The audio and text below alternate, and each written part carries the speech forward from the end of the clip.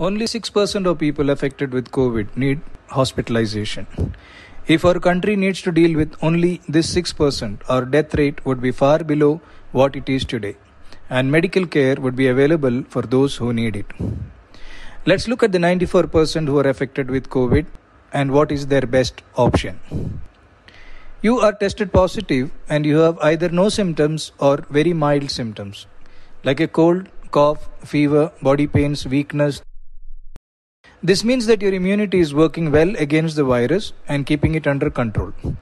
And in a matter of 1 week to 10 days, all these symptoms will settle down. You may develop a loss of smell and taste along the way, but you will recover without any complication with simple over-the-counter medications like Dolo 650, home remedies, Ayurveda and homeopathy. Be in constant telephonic touch with your family doctor. Keep him informed on a daily basis. I have treated over 1300 people this way successfully. I strongly believe that over 94% of the people affected with COVID can be treated this way. Where are we going wrong?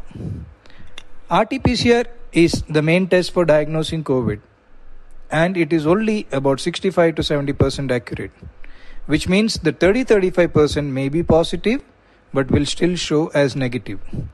Not testing for COVID. Let us assume that every cold, cough, fever that happens to us now is COVID.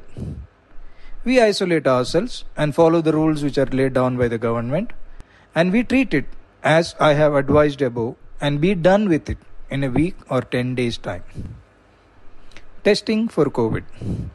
Once you are tested positive for COVID, you follow the above line of treatment and be done with it in 1 week to 10 days time. But this is possible only in 10% of those who have tested positive. Let me explain what happens to the rest 90% who are tested positive. Panic. With the second wave hitting us hard and the fear surrounding it, the moment you are tested positive, all hell breaks loose. You are flooded with advice from relatives, friends, colleagues, each one telling you their experiences and all the gory details from the news and the social media, and you get scared. You hardly have any symptoms, but the moment you know you are positive and you hear all their advice, you start to panic. When you panic, your breathing pattern changes. You breathe shallow, and in doing so, you pull carbon dioxide in your lungs and you begin to feel breathless. You are told that the lungs are getting affected, but the fact is that your anxiety is what is causing your breathlessness. Now you are asked to do the following investigations: a D-dimer, a C-reactive protein, and a CT scan of the chest. A D-dimer. Elevated levels of D-dimer are associated with any inflammation and any disease activity.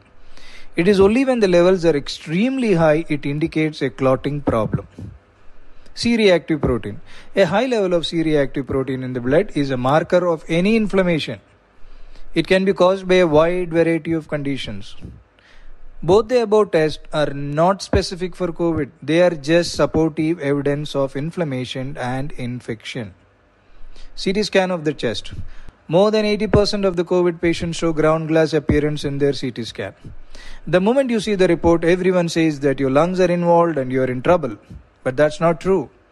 The COVID virus has a tendency to affect the lungs and to produce inflammatory changes in the lungs. Ground glass opacity is not specific to COVID. It is seen in many inflammations and infections. These, in most cases, resolve on their own.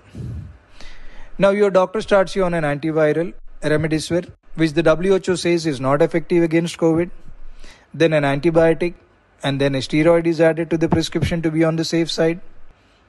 Remember, when you are in panic, your doctor who is treating you will also go into panic and ask you to get admitted. After all, he is human and he is answerable for you. What you need to understand is that your immunity is doing a great job in containing the COVID virus.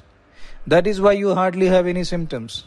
All these medicines are very strong and have a lot of side effects. When you consume these, they together crush your natural immunity, which is doing a great job, and you begin to get worse. Your condition deteriorates and you end up in the hospital. The medical system is doing its best, but it is overwhelmed and in the process of collapsing. You need to use your common sense and logic and decide which way you want to deal with the COVID when you get affected by it. The authorities are now saying that COVID is spreading through the air and not a droplet infection anymore, which means the spread is very fast. The way the second wave is hitting us, the chances are that most of us at some time or the other is going to get affected by the COVID. And by then, we need to be ready with our choice.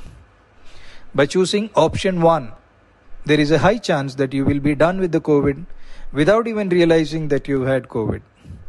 You will not invite panic and unnecessarily stress and hospitalization. You will not unnecessarily block hospital beds and leave them to the 6% who truly needs them. The choice is yours. Take care.